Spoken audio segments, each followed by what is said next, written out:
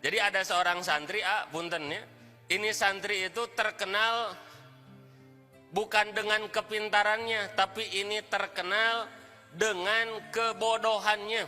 Jadi ayah santri ya, terkenal nanti lain ku pinterna, terkenal nanti ku bodohna.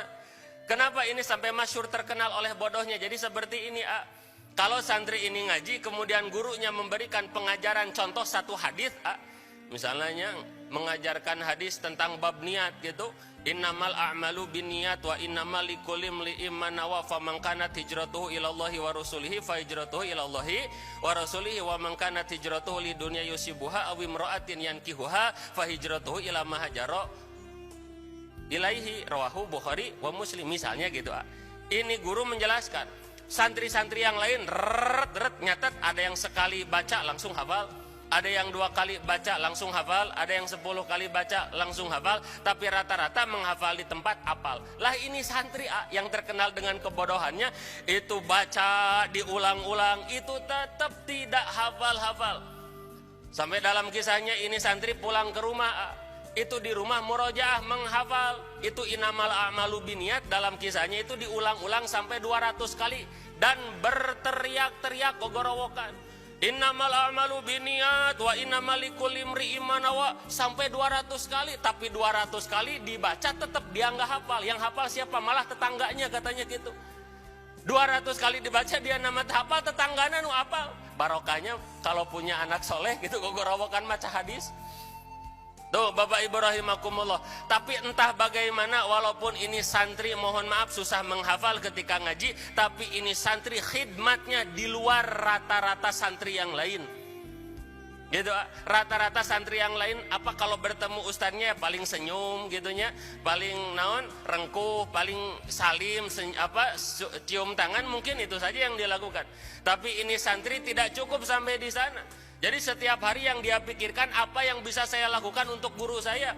Kalau motornya kotor, jangan motor kotor, mohon izin saya yang membersihkan, dibersihkan. Lihat kalau ada bak kosong dipangesikeun pangnimakeun. Oh pokoknya nama setiap hari halus khidmat.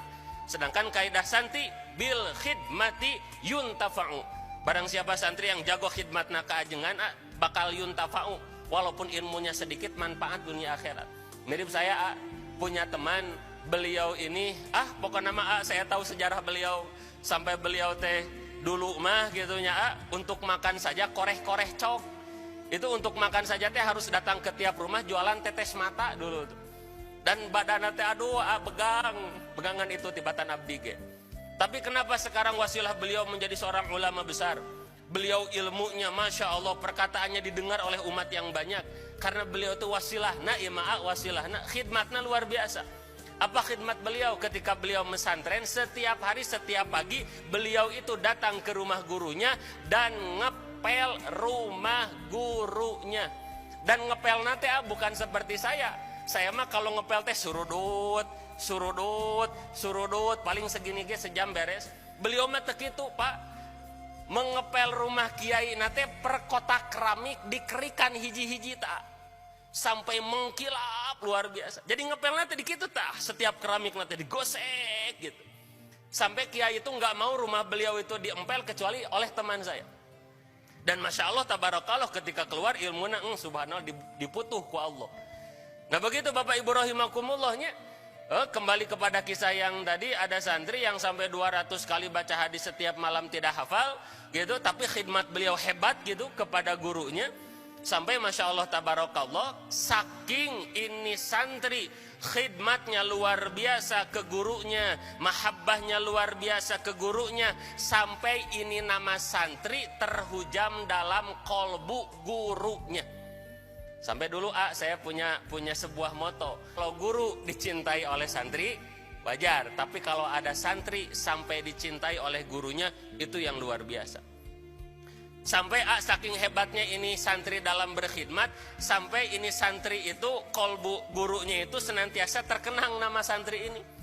Sampai ketika sang guru ini, sang ulama kekasih Allah ini tahajud, sholat malam, itu sampai nama santri ini khusus dibawa dalam doa sang guru ini. Misalnya, Allahumma ftah li fulan, li santri ini futuhal arifin. Ya Allah, berikan futuh bagi santri ini sebagaimana Engkau memberikan futuh kepada orang-orang ahli ma'rifat. Nah misalnya gitu. Dan ternyata ini futuh diberikan oleh Allah kepada santri ini ketika kapan? Ketika gurunya sudah meninggal. Jadi Bapak Ibu, ketika gurunya meninggal, ternyata Allah memberikan futuh kepada santri tersebut, yang mana apa ciri futuhnya? Kalau santri-santri yang pinter dulu yang lain itu ada masalah, maka nyari solusinya kemana? Ke santri yang dulu baca 200 kali hadis teu apal-apal. Dan sekarang waktu itu menjadi rujukan teman-temannya yang para rinter. Kenapa diberi futuh oleh Allah Subhanahu wa ta'ala? Iya, atah nomor 2. Jadi ketika ada hamba Allah yang merasa, ya Allah, ini ngapal amayata sa'alun, yang lain mah sehari apal, 2 hari apal, ini mah 3 hari tak apal-apal, seminggu nggak apal-apal. Jangan putus asa. Kalau kita merasa susah di nyari ilmu, pol ke nyari ridho guru. Hakul yakin suatu saat akan diberikan futuh oleh Allah Subhanahu wa ta'ala.